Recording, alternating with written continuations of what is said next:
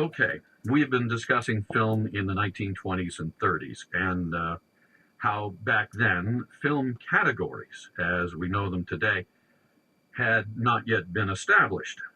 We said that, by today's standards, many of the films of the 20s and 30s would be considered hybrids. That is, a mixture of styles that wouldn't exactly fit into any of today's categories. And in that context, today we're going to talk about a filmmaker who began making very unique films in the late 1920s. He was French, and his name was Jean Painlevé. Jean Painlevé was born in 1902. He made his first film in 1928. Now, in a way, Painlevé's films conform to norms of the 20s and 30s. That is, they don't fit very neatly into the categories we use to classify films today. That said, even by the standards of the 20s and 30s, Painlevé's films were a unique hybrid of styles. He had a special way of fusing, or some people might say confusing, science and fiction.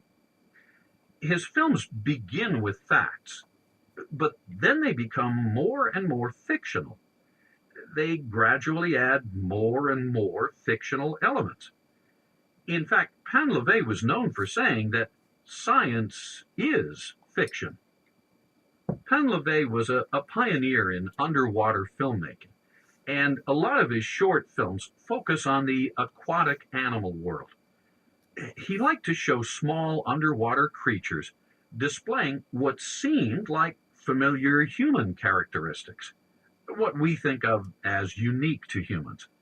He might take a clip of a mollusk going up and down in the water and set it to music, to make it look as if the mollusk were dancing to the music, like a human being, that sort of thing.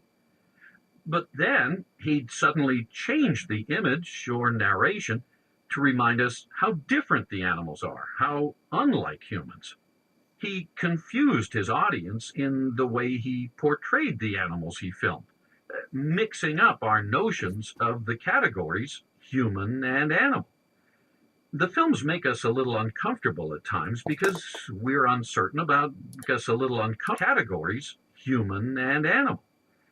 The films make us a little uncomfortable at times because we're uncertain about what we're seeing. It gives his films an uncanny feature, the animals he filmed. He confused his audience in the way he portrayed the animals he filmed, mixing up our notions of the category. He confused his audience in the way he portrayed the animals he filmed, mixing up our notions of the categories human and animal. The films make us a little uncomfortable at times because we're uncertain about what we're seeing. It gives his films an uncanny feature. The familiar made unfamiliar, the normal made suspicious. He liked twists. He liked the unusual. In fact, one of his favorite sea animals was the seahorse, because with seahorses, it's the male that carries the eggs. And he thought that was great. His first and most celebrated underwater film is about the seahorse. Susan, you have a question? But underwater filmmaking wasn't that unusual, was it? I mean, weren't there other people making movies underwater? Well, actually, it was pretty rare at that time. I mean, we're talking the early 1930s here. But what about Jacques Cousteau? Wasn't he like an innovator, with underwater photography too? Ah, Jacques Cousteau. Well, Painlevé and Cousteau did both film underwater, and they were both innovators, so you're right in that sense. But that's pretty much where the similarities end. First of all, Painlevé was about 20 years ahead of Cousteau, and Cousteau's adventures were high-tech with lots of fancy equipment, whereas Painlevé kind of patched equipment together as he needed it. Cousteau usually filmed large animals, usually in the open sea, whereas Painlevé generally filmed smaller animals, and he liked to film in shallow water. What else? Well, the main difference was that Cousteau simply investigated and presented the facts. He didn't mix in fiction.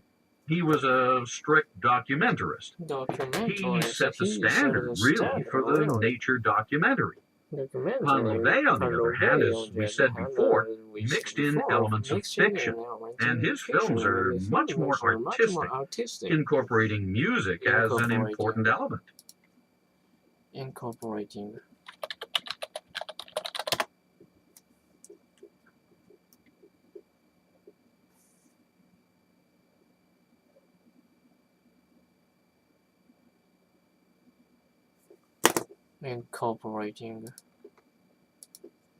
John, you have a question? You have a question? Well, maybe I shouldn't be asking this, but if Painlevé's films are so special, so good, why haven't we ever heard of them? I mean, everyone's heard of Jacques Cousteau. Well, that's a fair question. Well, that's a fair question. The short answer is that Painlevé's style just never caught on with the general public.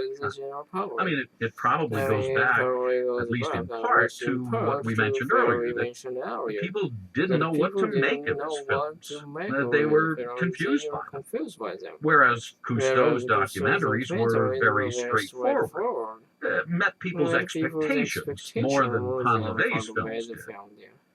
But your true film history buffs know about him, and Painlevé is still highly respected in many circles. Hi, Professor Arch.